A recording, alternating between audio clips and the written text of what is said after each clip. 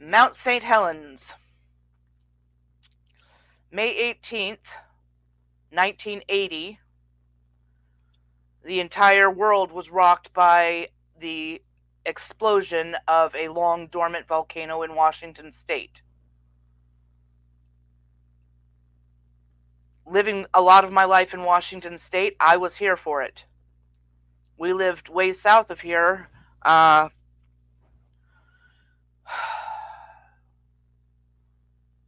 Small town along Highway 12.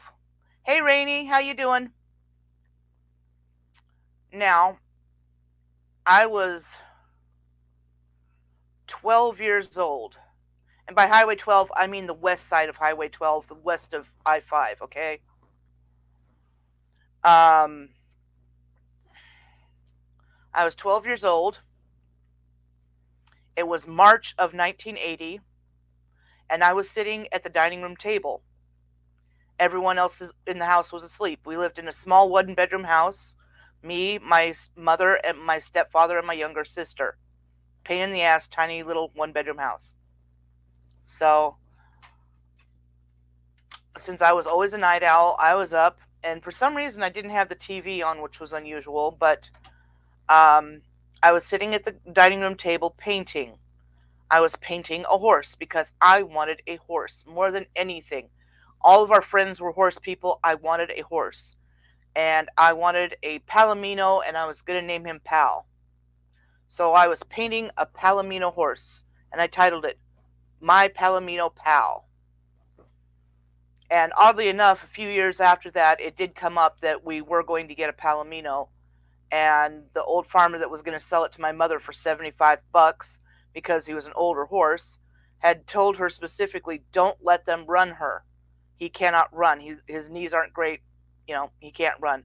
Well, a stupid friend of my sister's who was jealous that we were getting this horse, even though she already had a horse, went out to the farm and asked to ride him, took him out on the road, galloped him, which she was not supposed to do and was told not to do, hit some loose gravel, and they both went for a slide. She busted her arm, and the horse had to be put down. So there went my wish horse, gone. So anyway, I'm sitting at the table painting this picture, and the entire house starts to shake. There's a Dieffenbachia plant on the table, and it's moving back and forth. And because it was such a small house, I thought maybe somebody was roughly turning over in bed, so it just kind of made the house shake a little. And then from the bedroom, I hear my mom say, "What are you doing? How are you shaking the whole house?" And I said, "Well, I thought that was you turning over in bed or something." She comes flying out of the bedroom. She switches on the TV, sits, turns it to one of the channels that's going to have the news on it. And it took a while, but they finally broke in. Hi, Brandon. Stating that, we had just had an earthquake. Mount St. Helens, which they, I guess, had been monitoring because there had been swarms of minor earthquakes around it. Mount St. Helens was waking up. We have a live volcano, 100 or so miles away from us. Maybe 140 miles, I don't know. Anyway, so of course that's all over the news, and that's all anybody can talk about. Now, around the end of April, if you're going up the other side of Highway 12, going towards Yakima, there is a big lake up there, and you'll see signs that say Camp Sispus. It's an old military camp, which they have turned into a learning camp for school children. My class was set towards the end of April to go up to Mount Sispus, to Camp Sispus, whatever you call it. Because I think there's a small mountain there called Sispus. I don't know. Anyway, my mother was not going to let me go. It was too dangerous. And I begged and I pleaded and I wheedled and I whined. She finally let me go. So off my entire class goes up to Mount Sispus. And not that I liked any of my classmates, but I just, hey, a week out in the woods, all right, And I think I had my fishing gear with me because I signed up for a fishing class. And it turns out I was the only girl that signed up for a fishing class. Even my best friend that I went fishing with all the time didn't even sign up for it. So it was me and a bunch of stupid, stinky, achy boys. And comes time for the class, we're out there on the lake, and he's showing everybody how to cast. He gets to me, and he bends down to, try and show me. And I'm like, I know how. I'm a 12-year-old. I know how. So I press the little button on the reel, pull back, and it goes at least over half the lake. And the teacher just stands there and goes, okay, I guess you don't need my help. But it made all the other boys mad because I had outcast them, that they harassed me the rest of the trip. So we get home, all safe, all tidy, blah, blah, blah. Life goes on, rumblings under the mountain. Well, one particular Sunday, I'd gone fishing with my nephew, and I'd caught a little trout. So I've got a picture of me with it, It was, I guess the 11th, Sunday, May 11th, I think, or 12th, something like whatever it was. And we're both in the picture just grinning like idiots. So the next weekend we go fishing again, of course. And we're out, and they've got these rickety little docks out there. And we're, casting. We're not catching anything, blah, blah, blah. And across the pond near this fallen log that's all, waterlogged and sinking, but you can kind of stand on it, this fish starts to jump in a circle, just repeatedly, just jump, jump, jump, jump. My nephew gets all excited, and he says, I'm going to go over there and try and catch it. And I'm like, by the time you get over there, it's going to have stopped.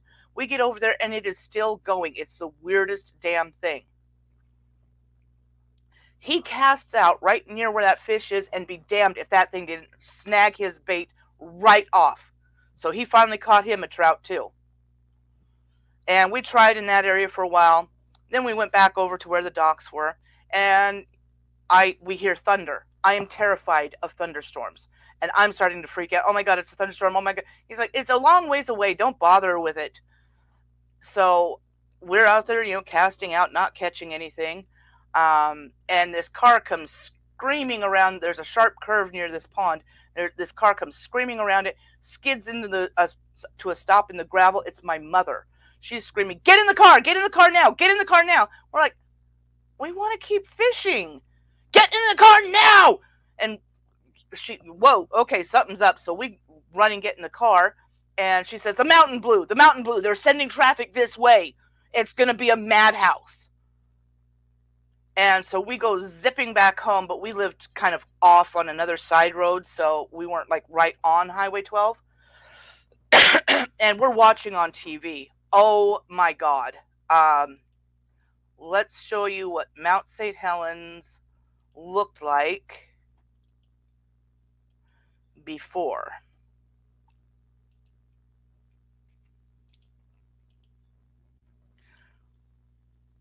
That is what Mount St. Helens looked like before the explosion. Nice sharp peak there, Let's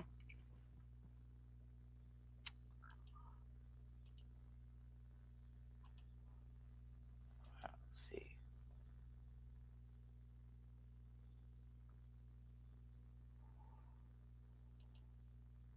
Hold on, let's reshare, I guess.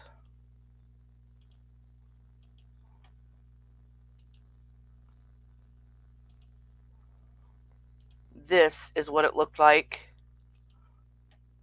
during the eruption.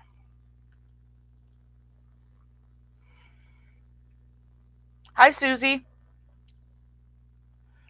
Everything. I mean, helicopters got grounded because they were sucking that fine ash up into their engines, and it was clogging carburetors on cars and air filters and everything else.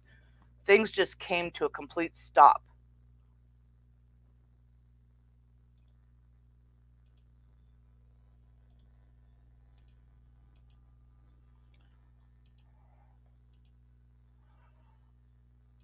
Okay.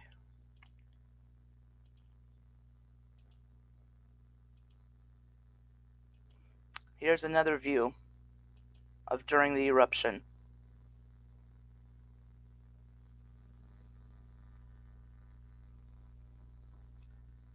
Primarily, the plume moved east because that's the way the wind was blowing.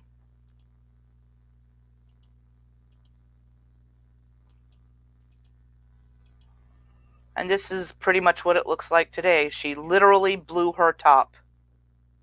All of that point there was blown out. Most of it collapsed. The heat from the gases and such inside, we didn't have lava as such. It melted the water, and of course with creeks and lakes and streams and stuff on the mountain, all of that collapsing mixed with all of that water and the melting snow and created what they call lahars, which is hot mud basically, that went rushing down every side of the mountain. The Toutle River, if you go down I-5 going towards Portland, just past like Chehalis area, you will see the Toutle River, and you will see that the embankment is a good 20 to 30 feet above the river, because that is what the mountain's lahars carved out. Trees were flattened for miles like toothpicks, and a few hundred people lost their lives, including Steve Johnston. The photo in the thumbnail, I believe, was made by Steve Johnston just as the mountain was exploding. I think they found his body later and were able to save the film in his camera. But it was so fast that most people had no chance of escaping, because people are stupid. People have been trying to talk the government into opening up the roads and letting them go back up to their houses and all that sort of thing. And I mean, they were trying to sue the government to open the mountain again. If they had done so, thousands of people would have lost their lives. Houses were buried under 60 feet of mud and ash. We have family in Eastern Washington, and my mother was trying to get a hold of my aunt, and we finally got a hold of her the next day, and she says, you wouldn't believe it. It looked like this huge storm cloud coming our way. There was lightning shooting out in all directions, and then it just became black as night. Even the street lights came on. And I mean, for a kid, that is freaking scary, because you see, cartoons, mountains blow up, lava comes out, hot molten rock, but this wasn't quite like that. And it was more, I don't know, the animals of the lives lost. And the Army Corps of Engineers, well after the fact, I mean, we're talking, weeks or months after the fact, because there were still small explosions going on. I mean, everything in Eastern Washington was coated in ash. It was just thick everywhere. And finally, one of the plumes blew over our direction about the same time it was raining. So basically, it was raining mud. So we had maybe a quarter inch or so of this dark gray mud covering everything. And somewhere I still have a bowl of the ash, because I saved a Cool Whip bowl of the ash. I'm not sure where it is, but it's very high in silica. And oddly enough, not that year, but the following year, the crops in Eastern Washington had bumper crops. Huge fruit. I mean, just trees were covered. The soils for the fields with the potatoes and onions and corn and everything just went insane. So obviously there was something good in all that ash that, and to this day you can still find a lot of that ash in the soil over that way.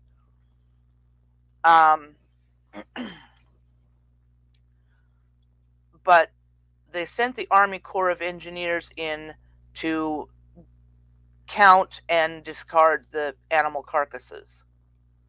And people saw them hauling out trucks just piled high, elk, deer, bear, and then there was a couple that were covered in tarp and no one was allowed to speak of them. Anybody have any guesses as to why? I'll tell you, there's a place up on Mount St. Helens called the Ape Caves. They all had to sign NDAs, but of course none of them kept their mouths shut, and they said, yeah, that was Sasquatch. They had recovered dead Sasquatch up there. And I don't know if they've gone back to the Ape Caves or not, but it's always been well known that the Ape Caves is a place you can regularly get sightings or other experiences with Sasquatch. But I couldn't do this on Wednesday because of the strike. Because Nicole won one. Sorry, not talking about that.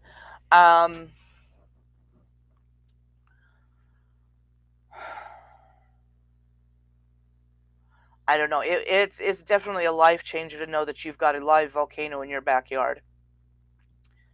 And there was one spot out in the woods where I went way up in the hills and they'd clear cut recently.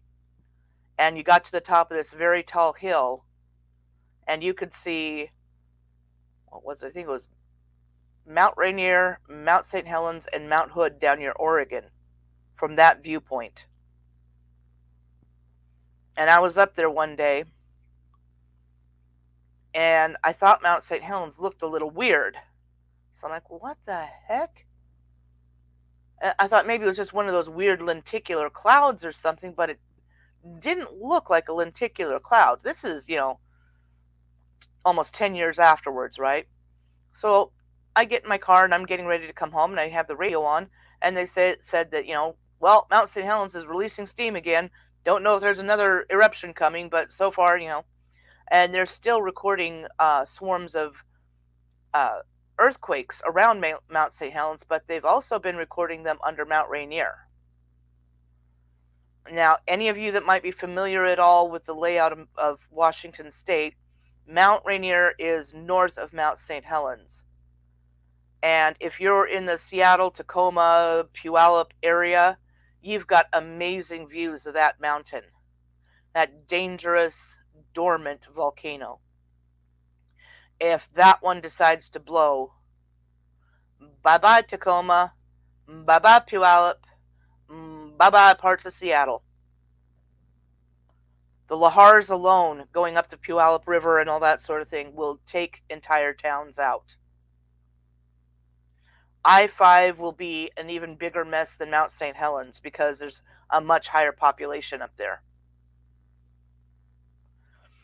But you can look at USGS maps of earthquakes, and if you look along the Cascades, you will see a lot of little teeny tiny earthquakes all along the Cascade Mountain Range.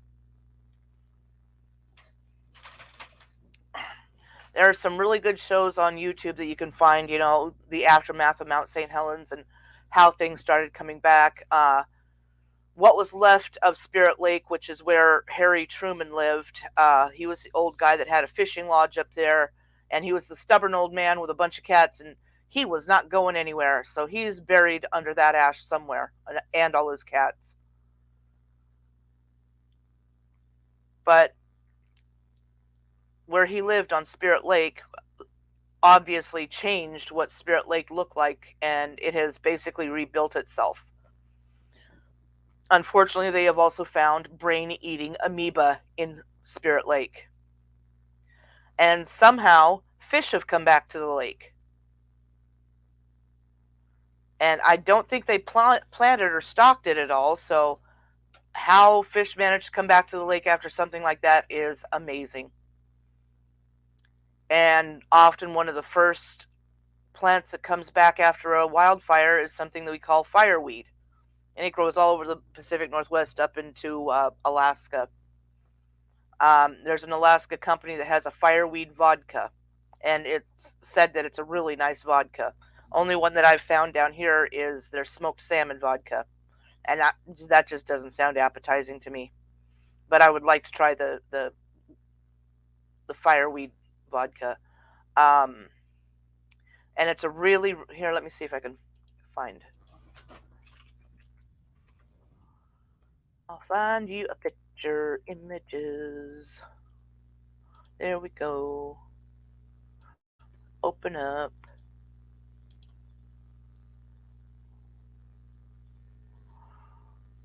Come on, share screen, Chrome tab. There we go.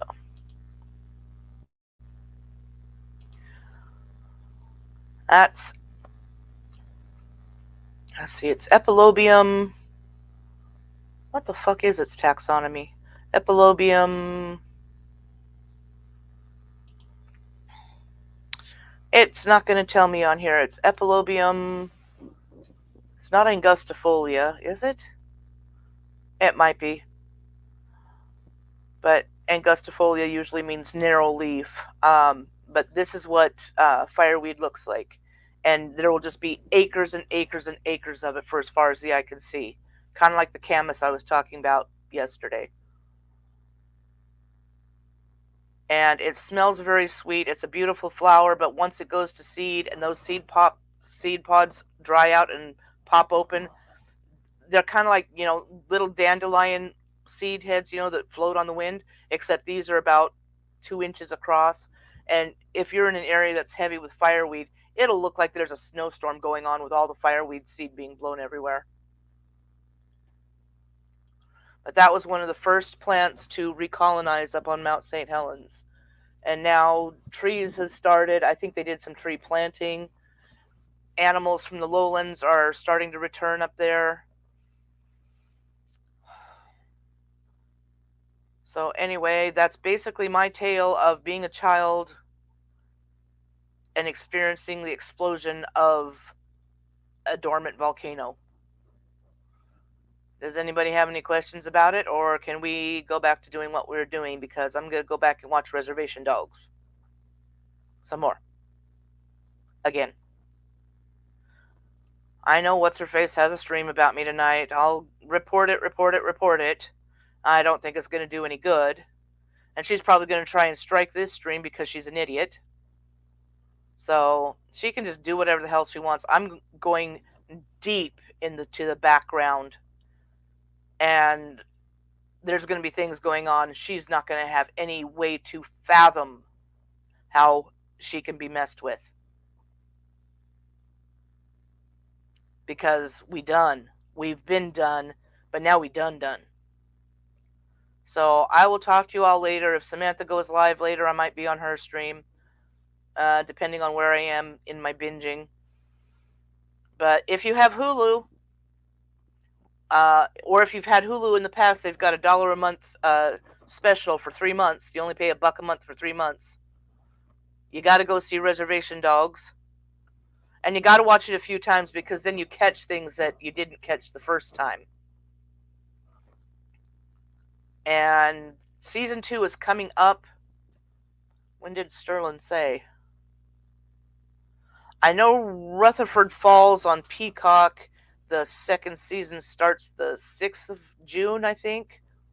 And of course, we've all been hopping around going, when? Well, for Rutherford Falls, it's June 6th. And I can't remember what it is for Reservation Dogs. But both are series you ought to see. I've also got to find some way to see The Res, which is a Canadian show. And I didn't even know it existed. Nobody told me. Why didn't they tell me? I don't know. So I will talk to you all later.